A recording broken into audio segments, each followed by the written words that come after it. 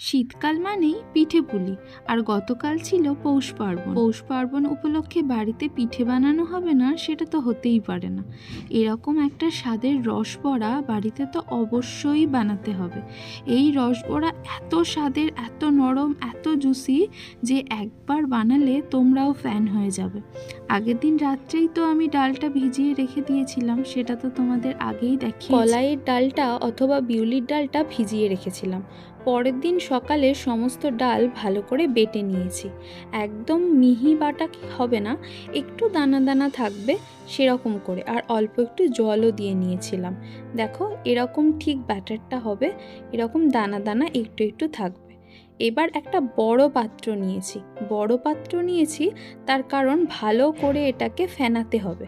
ওই জন্য একটু বড় পাত্রের মধ্যে পুরো ডাল বাটাটা ঢেলে দিয়েছি।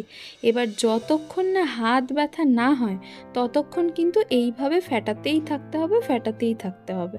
দেখো কতটা হয়ে যায় ফেটানোর পরে। রসবড়ার সবচেয়ে কষ্টকর মুহূর্ত হচ্ছে এইভাবে ফেটানো। তবে যখন ফেটানো হয়ে যায় তখন এই জলের মধ্যে এইভাবে দিলে যদি ভেসে থাকে বিন্দুটা, তাহলে বুঝবে যে একদম ফাটানো কমপ্লিট হয়ে গেছে। এবার একটা কড়াইতে 1 কাপ মতন চিনি দিয়ে নিয়েছি, আর তার সঙ্গে পরিমাপ মতন 4 কাপ জল নিয়েছি। এবার ভালো করে ফুটতে দেব। ফুটে উঠলে ঢাকা দিয়ে রেখে দেব। রস বড়াটা ভাজা হয়ে গেলে এই রসের মধ্যে চুববে। এবার এরকম একটা কড়াইতে বেশ কিছুটা তেল নিয়ে নেব। যেহেতু আমরা বড়াগুলো ভাজবো, তাতে তেলের প্রয়োজনটা কিন্তু অনেকটাই বেশি থাকবে। আর এগুলো করতে গিয়ে একটু টাইম লেগে যায়, তার জন্য আরেকটু বড়া ডালটাকে ফাটিয়ে নিয়েছি। এবার এরকম গোল গোল করে ভেজে নেব। খুব যে সাদা থাকবে সেরকম না, আবার খুব যে ব্রাউনের দিকে চলে যাবে সেরকম না, এরকম হালকা হালকা ব্রাউন হলেই হবে এরকম। তো এবার ভাজা হয়ে গেছে, এইবার শুধু রসের মধ্যে দিয়ে দেওয়ার পালা। ব্যাস, রসের মধ্যে এইভাবে দিয়ে নিয়েছি।